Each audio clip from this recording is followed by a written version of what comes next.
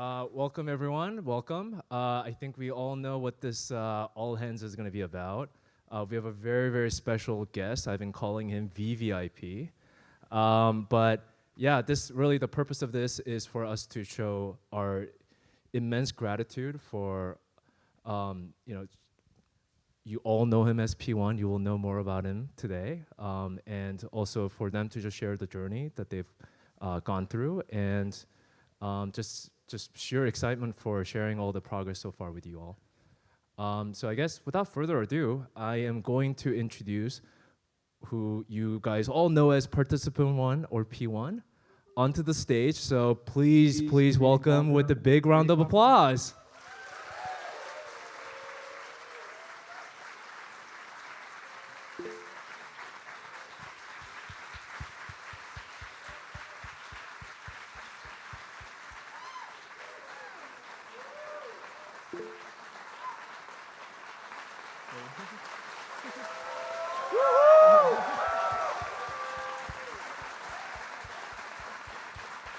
Thank you. Cool. Is this on? Can y'all hear me? All right. Hello, humans. I wanted to start this out with a joke, but I didn't think you lesser beings would understand. So I'll just hop right in. My name's Nolan. I'm obviously the first person with the Neuralink implant. Thank you. It's been a wild ride. I think more than anything, I'm just impressed with all the work y'all have done. I did very little. I let them, cut open my skull and put something in my brain, and that's about it. I was asleep for all of it, so it was super easy. Y'all have been doing work for years, and I'm just so impressed with everyone I've met. And I don't know, it's amazing. It's amazing being able to tour everything and see, behind the scenes. It's fantastic. I can't express enough how awesome all of y'all are and how much this is going to change the world. I can already see it. It's been a month. I think a month was like 2 days ago. And how much my life has changed and how much it's improved, not just my life, but the implant and the work that y'all are doing. It's been fantastic. And I can only imagine where this is gonna go. And y'all are really doing just the coolest thing in the world. Like, I'm so happy to be a part of it. I feel so blessed to be a part of it. Like I said, I didn't do a whole lot to get selected. I just happened to align with everything that y'all wanted, that the study wanted, and so really it was luck, basically. And so at any point today, if y'all want to come talk to me, please come on up. I am basically like all of y'all, just with a bit of hardware in my skull. Bit more compute power, and that's about it. So, come on up, say hi. I'll ask you about how you got into this because I'm fascinated to hear all of your origin stories, is what I've been calling it. And yeah, I think that's about it. Good work, everyone. Yeah.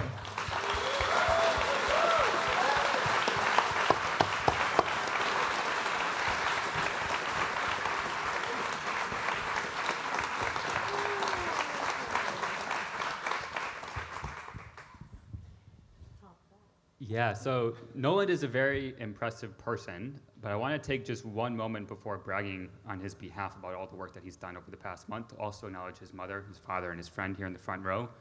I've spent probably 8 hours a day plus at their home the last sort of month-ish, and I just want to acknowledge that none of this would happen without them. I mean, literally none of it, and it's a team effort the whole way. So just if I could have one round of applause for Nolan, but also their family.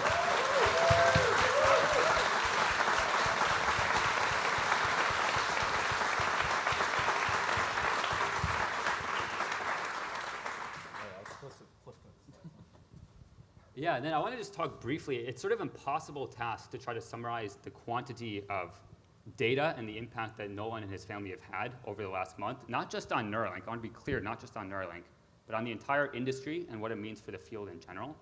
So I have a pretty impossible job of trying to summarize with a few statistics what that looks like, just to give you a sense of the kind of crazy, absurd amount of data and progress that we've made in the last month.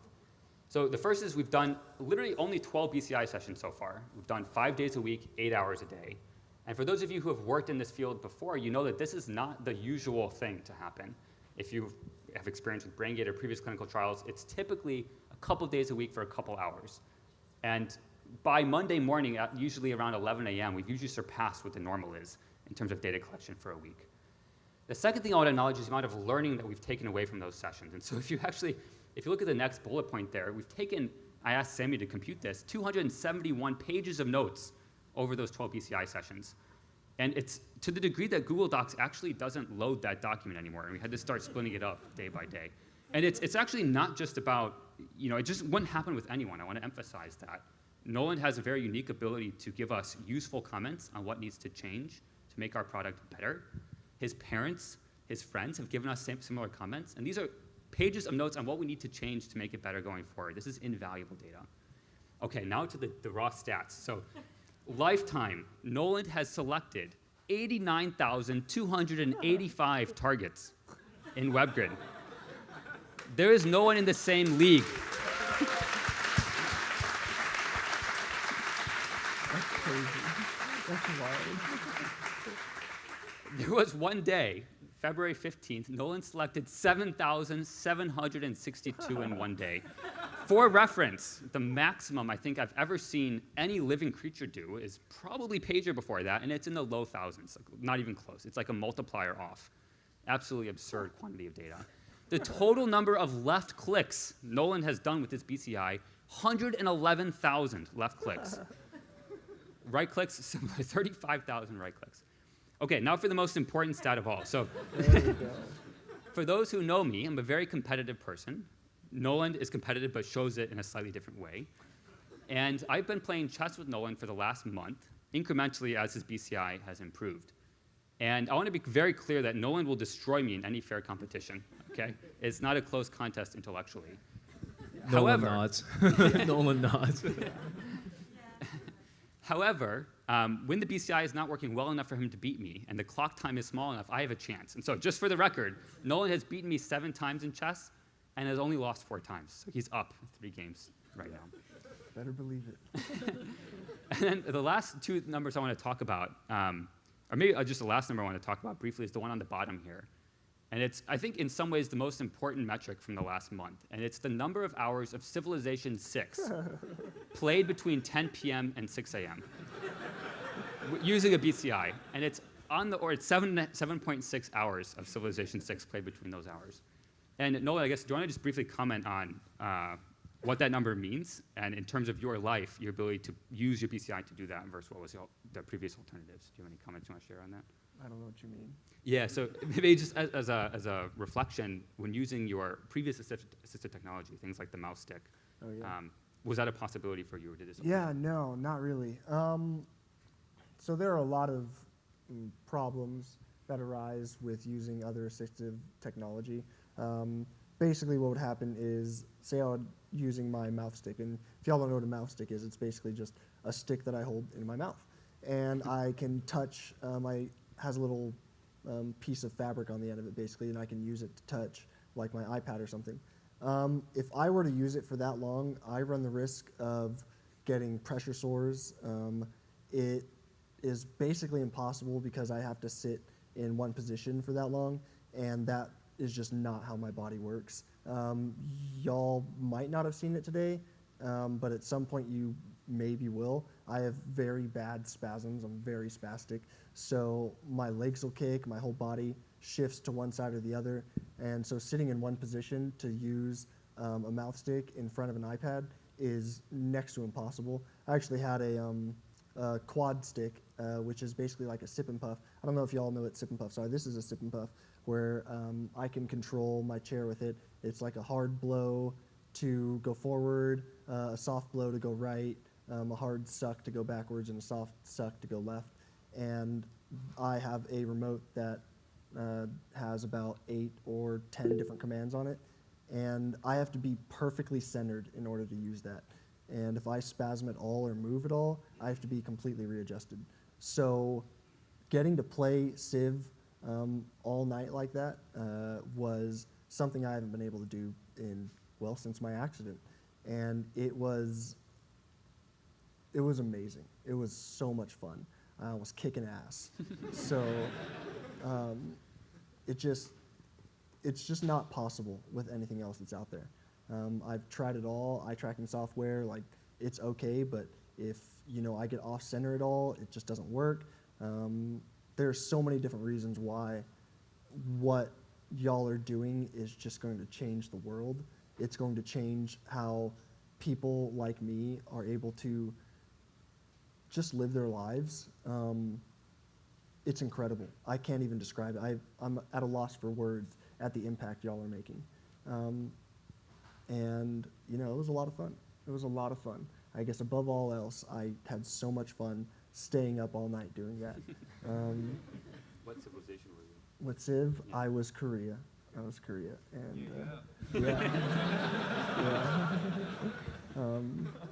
yeah, it was great. It was a lot of fun. Yeah. It was a lot of fun. Yeah, I mean, beating him at chess isn't that fun anymore.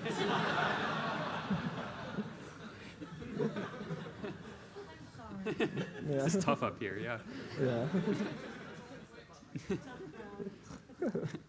All right, so I want to just briefly go through a few, at least moments that gave me goosebumps throughout this trial, and just talk about at least what they meant for me personally, but also the industry. And if Nolan, you have any comments along the way, please feel free to jump in. Yep. So the first one here is. Whoa. Can you do that again? Yep. 1, 2, 3, go. Oh, wow. Right there. Yep. So this happened one day after surgery. So this is in the ICU, literally probably, I don't know, 12 hours or something after surgery, not that long after surgery. And yeah, maybe you want to just explain what you're doing in this video? Yeah, so y'all put basically different channels up in front of me, and I could see certain spikes. And I was just trying to play around with, different movements, and imagined movements, attempted movements, just to see if I could see anything. And I was just trying to move my wrist, and I noticed a yellow spike, and I thought it was super freaking cool. And so I showed them all, and they were all really impressed. They clapped for me, which was very unnecessary. But it was awesome. It was really, really cool. Yeah. It was pretty sweet. Maybe just for people watching, if we play this one more time, the spike is in the upper right corner. Right, It's the third one. It's a yellow. I think it's a yellow one. spike. Yeah. I'm not sure I'm going to have the ability to play it again, but here we go. Whoa. Can you do that again?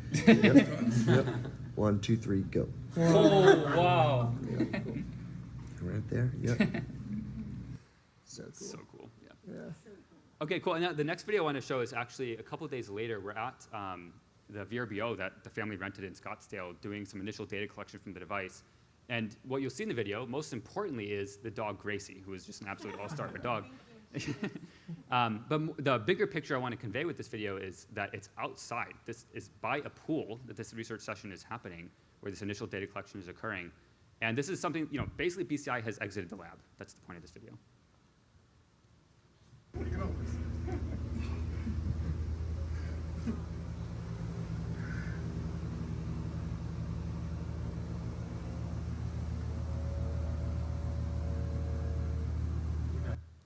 That's so incredible. I just want to give one round of applause to all the people who made that possible, that you can do that kind of thing outside.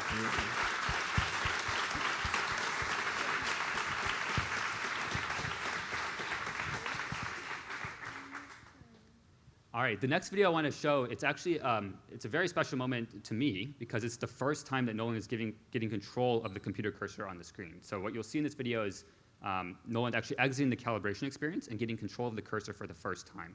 So here we go.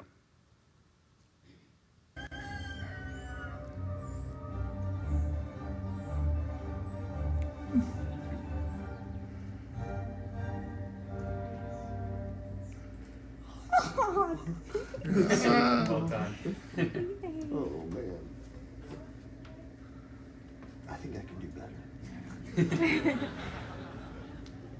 That's so cool. All right, yeah, I think the main point I want to take away from that is just the last comment that Nolan had there. I think I can do better. It basically summarizes summarizes his work during this entire last month. Okay, the next video I want to just briefly walk through happened actually the same. It happened on the first day of him being able to use his BCI, and I'll play the video and then explain what it is afterwards, because I think the significance of it will be more clear once you've seen the video. Here we go. How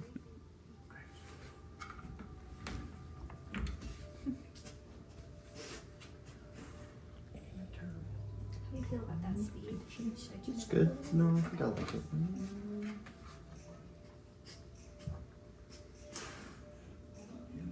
Doing great.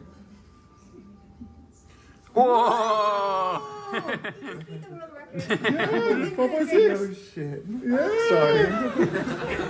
Congrats. Oh, well done, man. Well done. Wait, but I meant. He's a new world record holder. Oh, no way. On the first day. There's a little bit of confetti. Yes. This was a surprise. It's more for 1 to 5. I thought it was higher. I thought I would have to get to 5 or something. Oh my gosh, that's crazy. Yeah, I know. Yeah, so I think this is a remarkable technical achievement, but the thing I want to highlight about this is actually that this happened on like hour 7.5 of that day. And I just want to call out, again, this is not a typical thing to have the kind of determination and grit required to do this, and it's just a remarkable testament to Nolan that on the very first day he had access to this thing, he blew the previous thing out of the water. It's ridiculous. So yeah, one big hand for Nolan, please.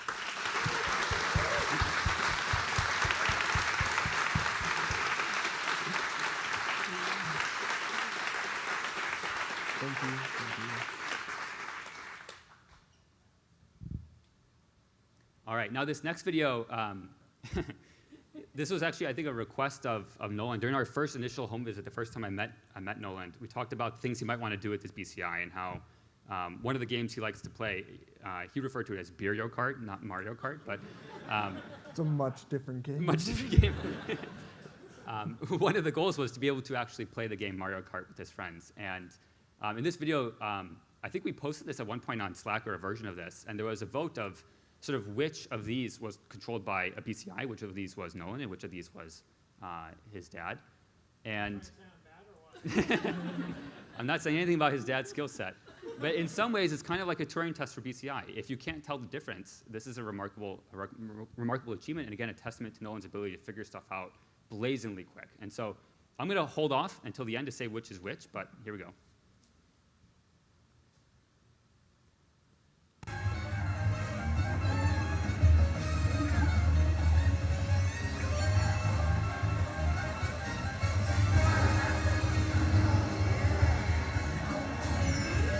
Shots.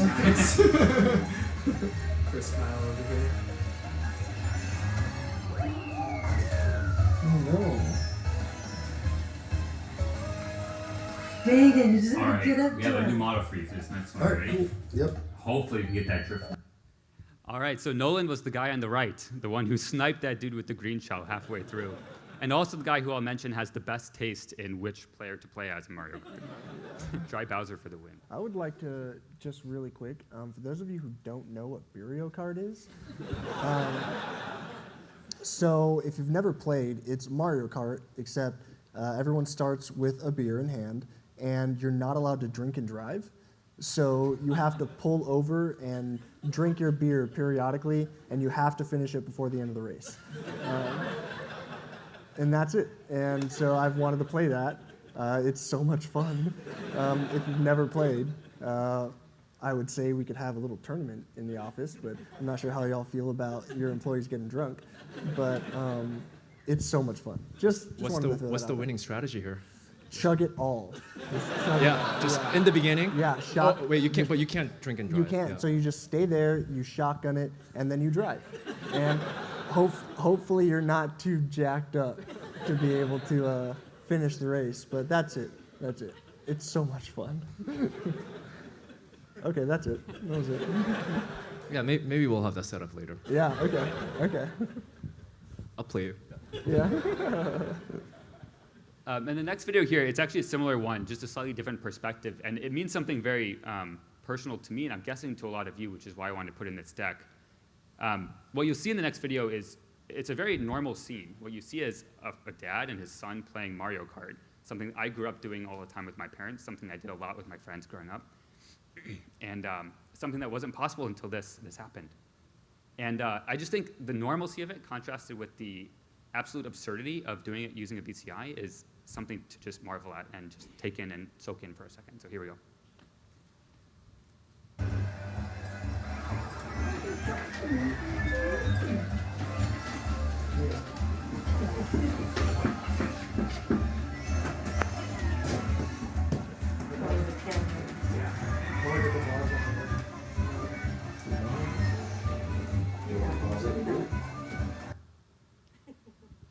It still blows my mind that Yoshi here has been controlled without moving any hand at all. It's just completely using BCI.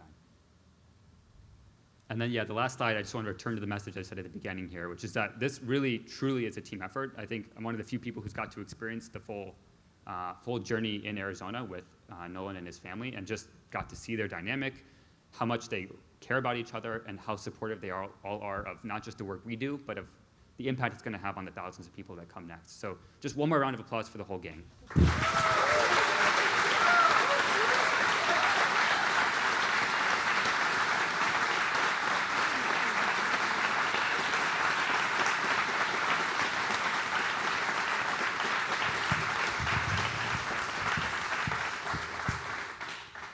All right, and now I think we're about to jump into Q&A, and so I'm going to be the first person to ask a question here, and then I'll hand it off to In Young, wherever he is, to come up here and help with this. So my first question to you, since Bane is pictured in this image here, you can say whatever you want about him. You're on stage with the cameras and everything. Awesome, yeah. But I guess my first question to you is, how did you first hear about Neuralink, and what is that story? Yeah, so I don't know if all of you have heard this story. I didn't know what Neuralink was 6 months ago. My buddy Bane, after my accident 8 years ago, almost 8 years ago, he's a biology major. He ended up working in a neuroscience lab, and he got really into everything that y'all are doing. And about 5 months ago, he called me in the middle of the day, and he was already kind of slurring his words. So I was like, something's afoot. And he told me that Neuralink had been approved by the FDA, and y'all had opened up human clinical trials, and that I should apply for it. I was like, what the hell is Neuralink? Tell me about it, and he did. I guess the best part of the story is that he was wasted when he did it. He was drunk and calling me at like noon. And I was like, why the hell are you drinking at noon? I guess he was trying to prepare himself for a wedding that he was going to. It's like, I need to test to see how much I can drink before I get drunk. Yeah, it was for science. Yeah, it was. So he sent me through the whole, online, we went through the whole application process together. He spelled my name wrong on the application. So there's that. Yeah, and I asked for an Iron Man suit, so any of you out there who can make that happen, come see me. But yeah, it was wild. And after that, basically, every step of the way, I just wanted to be the first person to get interviewed. I was emailed back, and they said, choose a slot out of these times, and we'll FaceTime or something. And I chose the earliest one, and I did that basically every step of the way. I got up to a hospital, which, for some reason, was only 2 hours away from my house. The site that they had chosen, which was just wild. I'm so lucky. Everything just lined up, the stars aligned for this. It was really crazy how fast everything happened. That day, I think it was September 19th or something like that. And 5 months later, I was getting brain surgery. So it all happened pretty quickly, and I wouldn't have it any other way. Does that answer your question? Absolutely. Yeah, okay, cool.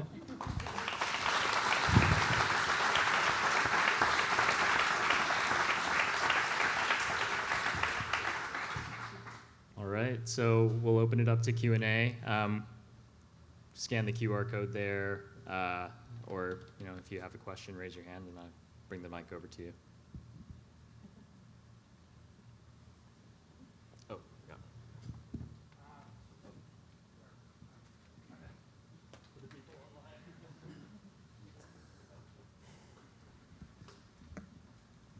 how did your family feel about you applying, about you getting further and further along in the application process? How did you communicate to them, what you intended to do, and how did that happen? Yeah, so I've been very open with my parents, my family, about this whole process. I told them basically that if they didn't want me to do it, I wouldn't be here. I ran everything by them, but they are the most supportive parents in the world. I don't think y'all understand how rare it is for a family to take on the role they have, to sacrifice so much just to make me comfortable. People in my position don't really get that a whole lot. A lot of families stick them in a home somewhere. They just can't really handle it. Maybe not that they don't want to, but they're just not capable of it. My family, there's not enough words to say how much I appreciate everything they've done for me. And so this whole process, I walked through with them everything that was happening and that could happen. I was very blunt about all of the downsides to a surgery. I mean, it is brain surgery. So it was something we talked at length about. And they just wanted to support me in whatever I decided. I thought a lot about this. I thought a lot about, all of the upsides and the downsides, and it was not an easy decision. I'll say, I wanted to do it from day one once I started hearing about it and I started learning more and more about it, but I definitely took time to step back and evaluate all of, the downsides that I could be bringing to my family. Not just the health downsides, things that could have happened during surgery or afterwards, but everything that comes with this, which like any notoriety that comes with it, I don't care that people know who I am, and I don't think my family does either, but we have nothing to hide, but at the same time, it's a lot to ask your family to step into that role. And so, it was not easy. It was not easy. We talked a lot about it, but like I said, they are so supportive. I wouldn't be here without them. So they deserve all the credit through all of this. And I'm just so blessed to have them. Yeah, I hope that answers the question.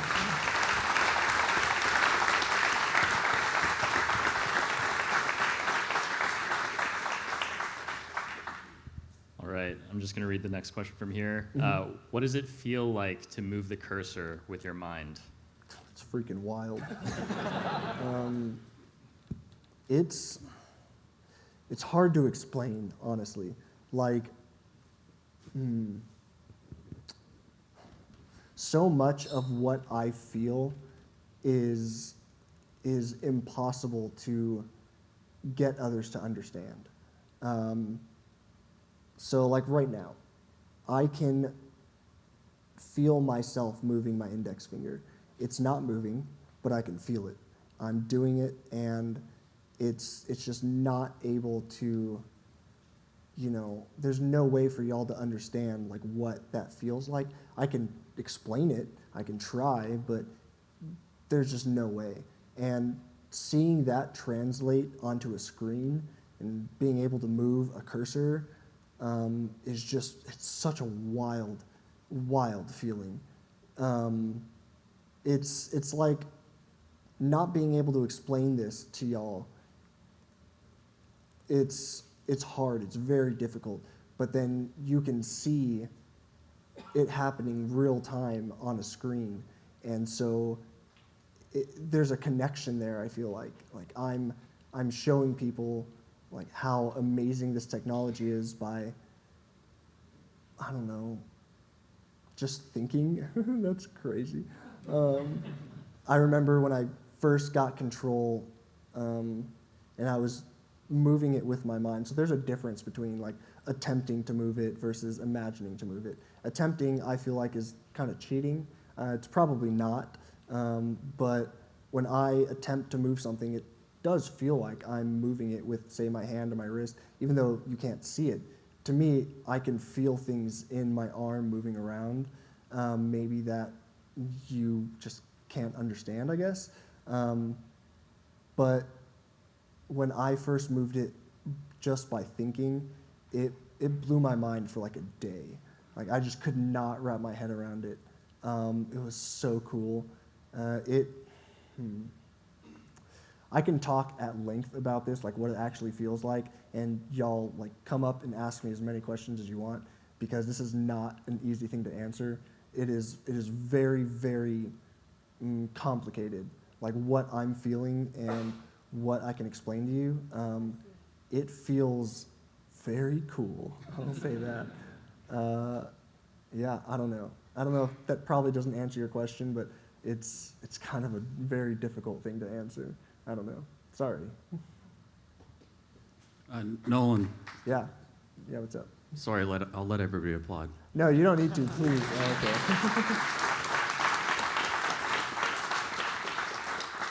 okay. Yeah. First, thank you to you and your family for being here. We really appreciate it. Yeah, absolutely. I have a two-part question. First part, is there anything that surprised you about the whole process? Yeah, how fast it was. Y'all move at light speed. Like it was crazy. Like you don't go from applying for something to brain surgery in 5 months. Like that just doesn't happen. At least not in my experience. It was crazy how fast everything moved. And I think everything was basically set in stone kind of around December. So that was, 3 months after I applied. And then there was just a lot of like waiting around. I know that the clinical side of things wanted to interview more candidates and see if there was someone that was better than me. Like, good luck with that. But it was crazy. It was crazy how fast everything moved. It just kind of blew my mind. Also, just how awesome everyone is. Like, it's not like I was expecting all of you to suck. Like, don't get me wrong. But everyone that I've met has just been so impressive and like so amazing, and y'all are so accommodating to me and my family. Like every step of the way, it's been amazing. So y'all you should be very proud of like what you've built here, and the people that y'all have chosen to have around. It's just like y'all are among some of the greatest people I've ever met in my life, and like that shouldn't be just kind of glossed over, I guess. Y'all are really incredible. So thank you for everything. So that's part one. What's part two?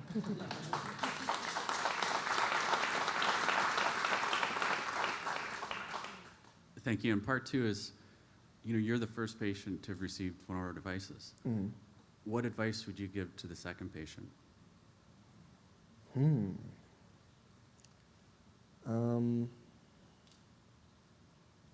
Man, I don't know. You can think about it. We can maybe talk about No, it later. yeah. It's hard to say. So going into this, all I ever wanted was to help people. Obviously, there's a lot of upside that comes with this. In the consent forms and everything that I signed, basically they flat out say there's no upside to this, and I'm like, that's a lot of BS. Like, there's a lot of upside, but they basically want me to go in understanding that anything could go wrong at any moment, and you could be out of this study at the drop of a hat, basically. So don't put too much stock in what you're going to get out of this. It's really hard not to, because I've seen how amazing all of the technology is. I've seen,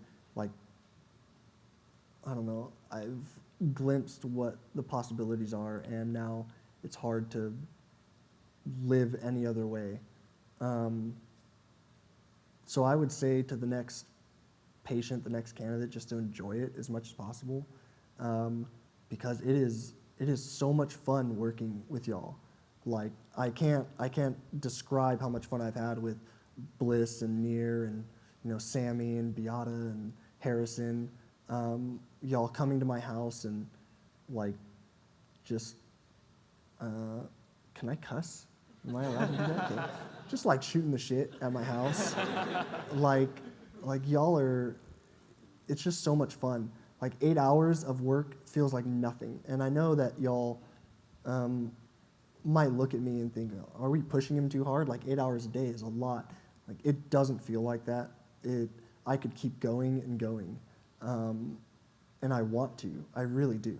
So I just hope that the next patients appreciate like what they're being allowed to be a part of and appreciate the people around them and just have fun because it is a lot of fun. Like I'm sure all of you will have the chance to do this someday, and that'll be so much fun. We can play games together. I can beat your ass at chess too. Like, I'm more than willing to do that. If you are gluttons for pain, so it'll be. I just want people to understand like how lucky they are to be a part of this, just as I've realized how lucky I am. I think that's what I would say. So yeah, part 2 done.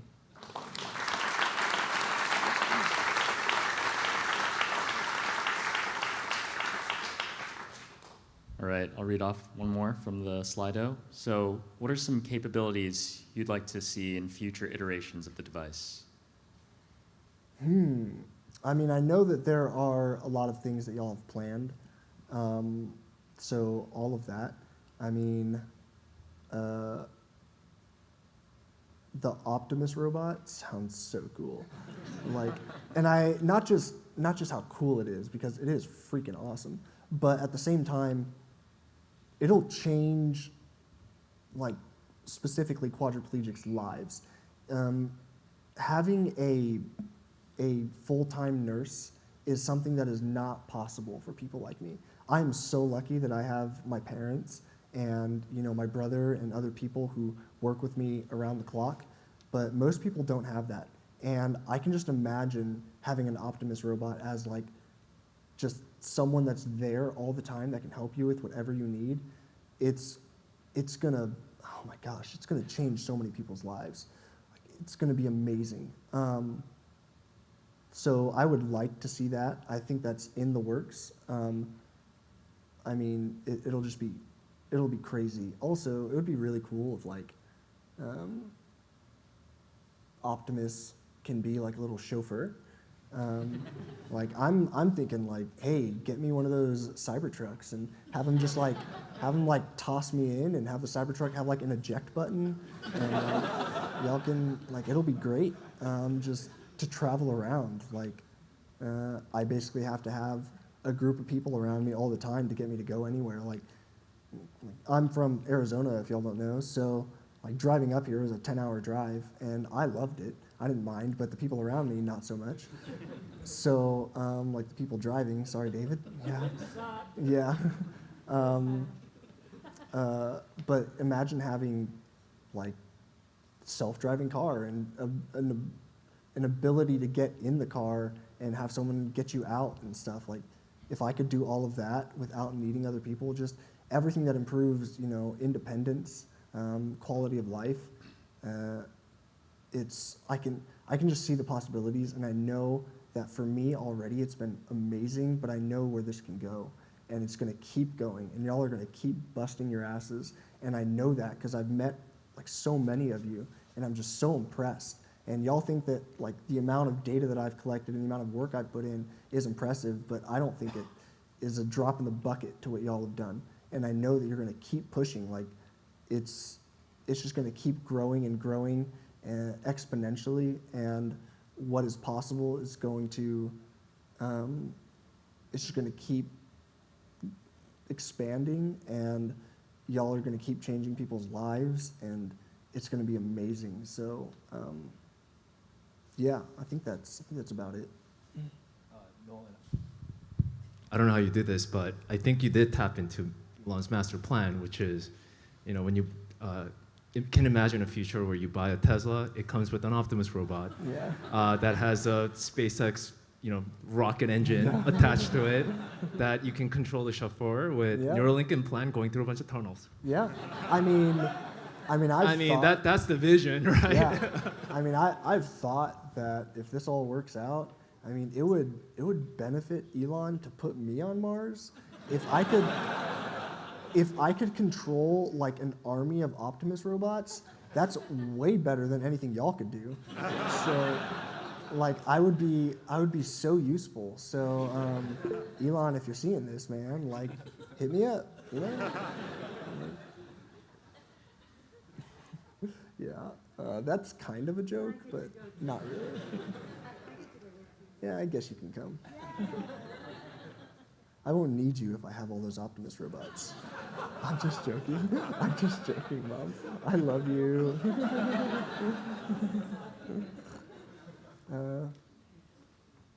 Anyone else? Hi, I'm Alex. I'm on the robotics team here. Hey, Alex. I'm Nolan. Nice to meet you. Nice to meet you too. Speaking to your recovery after surgery, in the days after that, were there any parts of that were particularly difficult, or any parts that you expected to be hard that were easier than you thought they would be? Yeah, brain surgery was easy, man. Like, I was expecting a much longer recovery time, and they kicked me out of the hospital like a day later. I was like, are y'all sure? Like you don't need to keep me for observation or anything? They're like, no, you're good. Like, put some like Aquaphor, that's what it is. Put some Aquaphor on it, you'll be fine. Don't wear hats for a while. I was like, okay, like, that's fine. It really sucked not being able to wear a beanie for like 2 weeks. Outside of that, like, that was the hardest thing I experienced, honestly. It was so easy. I don't know, like, I just expected it to be way, I don't want to say more invasive, because it's brain surgery. I don't know how much more invasive could you get, but it just did not seem like that. Like, I went into that surgery, 2 hours later I was out. I was drugged up on, anesthesia for like a couple hours, and after that I was ready to go. It kind of sucked not being able to use the BCI to its full capacity early on. I think we had to wait like 10 days for it to charge, for me to be allowed to charge it. So all of our sessions were like, I don't know, an hour or something like that, and that sucked. Like, I was ready to go. Like day 1 out of surgery. It just wasn't that bad. So anyone that's thinking about getting this, like, do it. It was so easy.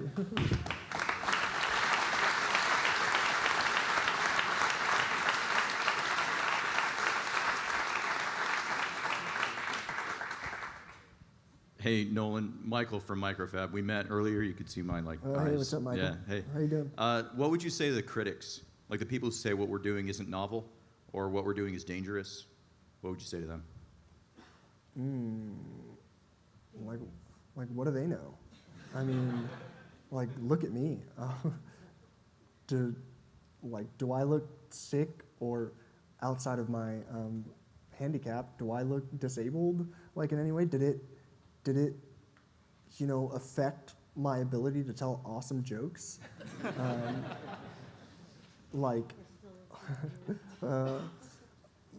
Fun little story. I know I shouldn't have done this. Right out of surgery, the first time I saw my mom, she walked in, and I looked at her and I was like, "Who are you?"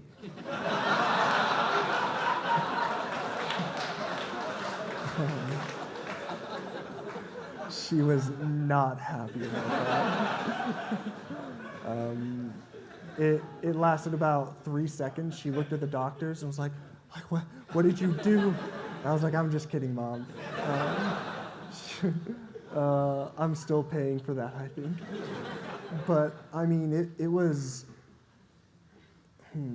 I've heard a lot of people say a lot of bad things about it.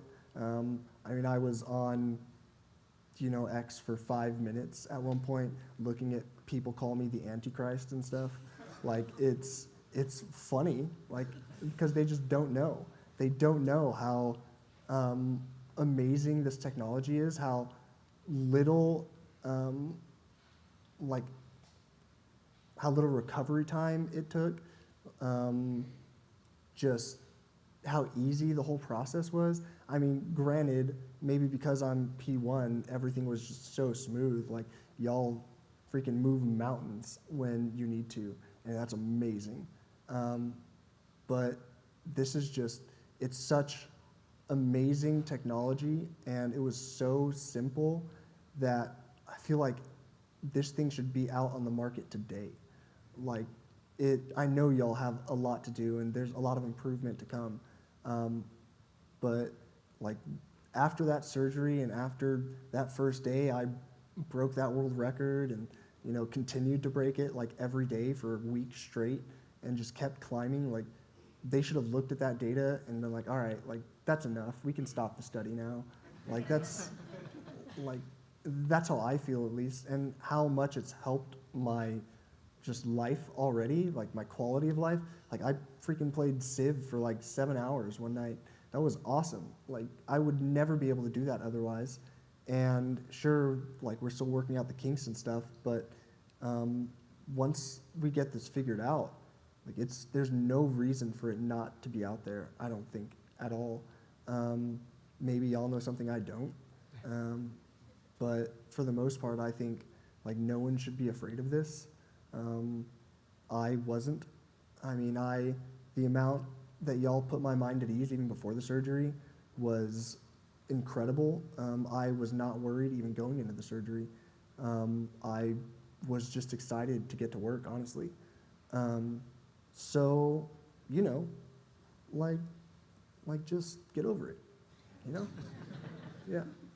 Does that answer your question? Yeah, for sure. Yeah, okay.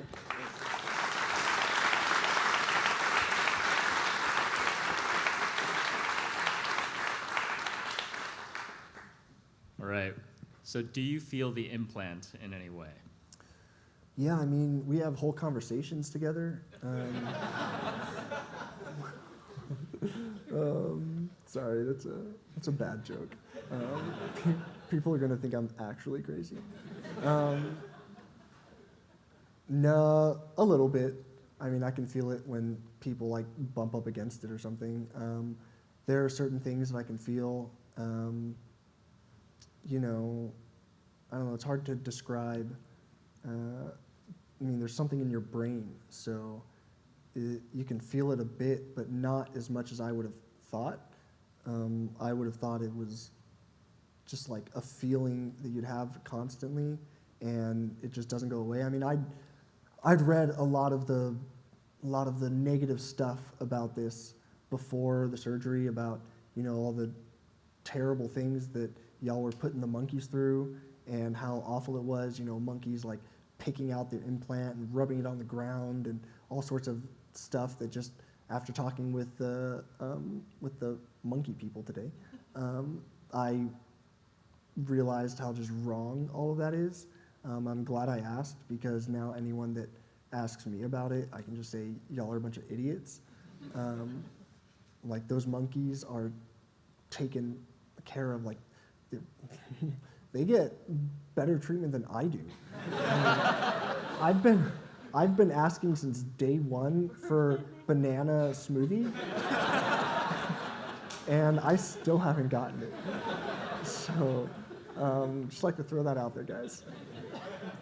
But outside of that, I don't feel it at all, really. Like, very, very minimum impact on my life or anything. I think that's about it.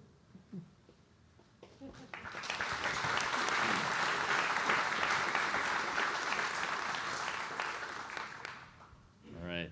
We'll wrap with these last two questions. So, all right. Was there some particular wow moment of amazement that you experienced that you didn't expect at all after all the discussions and implant early trials? Yeah, there were a few. Going into the surgery, I expected it to be, they told me anywhere from 3 to 6 hours. And I don't know if y'all know, it was like under 2, which was just wild to me, how just smooth everything went. So that was pretty awesome. I mean, when I first actually moved the cursor with my mind, it like I said, it blew my mind for like a whole day. I just could not get over it. I mean, there's like I knew that this is what the plan was, I guess. Like, I knew that this was the whole goal of it, but I was like, okay, but how, like, real is this? Like, am I actually going to be able to control something with my mind? And when I did, I was like, all right, sounds good to me. It was really, really cool. That was a pretty big wow moment. Yeah, I don't know. Playing Mario Kart and coming in second, like, repeatedly, kind of blew my mind. I didn't think that would be possible, like, a week into having it. It was like 2 weeks, I think, but a week into using it, that was freaking wild. Even though, like, my dad and my buddy wouldn't let me win. I took second and not first because they're brutal. My family is just way too competitive. But I mean, we went from, like, I don't know if y'all know, from what's the lowest, like 50 cc, and I was, like, my first time using it, I didn't come in last, and I expected to. Came in like 11th, and then every game after that I moved up. It was like 11th and 8th and 6th, and then second, like, over and over again. Then we moved up to the 100 cc, and I came in second again. It's just like, this should not be possible, like, this soon. The fact that I was breaking records on, like, day one, that just blew my mind. I didn't think that was possible. Whoever held those records before me is probably pissed. Sorry. So yeah, the whole thing has been kind of like a wow moment, honestly. It's hard to pick one, but it's just been so much fun. Yeah, I think that's it.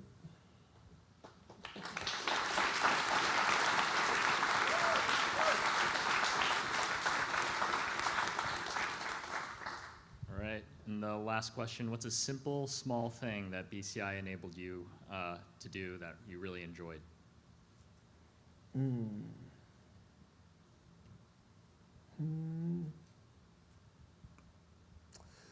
I mean, I don't know if y'all would call playing Civ simple or small, but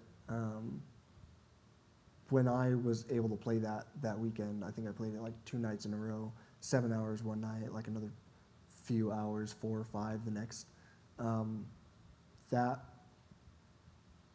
was just, it was so cool. I obviously really enjoyed that. I spent freaking like 10 hours doing it one weekend. Something I never thought I would be able to do again. I'd tried playing Civ a few times since my accident, and like my buddies can tell you that it's just a couple hours, maybe tops, that I was able to do it, and it was frustrating the entire time. Being able to play it for so long like that, and being able to play it like while I was in bed, not needing any help from anyone, not needing to be adjusted, not needing to ask, my parents or my brother to get up in the middle of the night and come, help me out. Being able to play it past the time they went to bed was just, it's life-changing. It really is. It makes being, it's gonna sound kind of crazy, but it makes being paralyzed really not that bad. I think I have a really easy life. I just lie around and people do things for me, which is, pretty nice.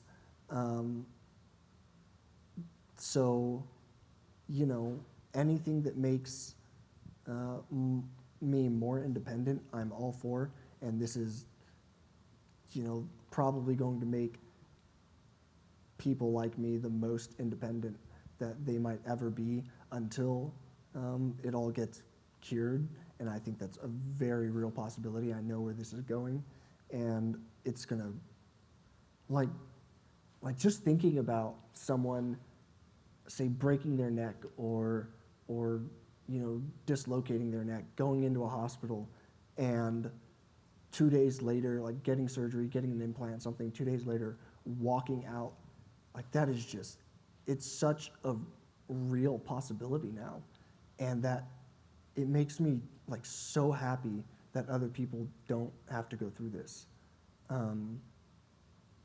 like it's, it's everything I could have ever asked for, and to be a part of it and to be helping in some way, to be able to, I don't know, be useful in some way, it completely changed how I live. I mean, I don't know, y'all might not feel this way because y'all stay up super late doing work anyways, but I've heard that people who stay up late at night, it can be a sign that they don't want to, they don't have anything to look forward to the next day. And that's basically how I lived for 8 years. And since I started doing all this, I'm in bed by like 9, 10 p.m. I'm waking up at like 6, 7 in the morning, just excited for the next day. And that's something that I never thought would happen to me ever again. So y'all have given me like a purpose, and it's outside of everything else that I've been able to do, it's more than I could ever ask for. So thank you guys. Thank you so much.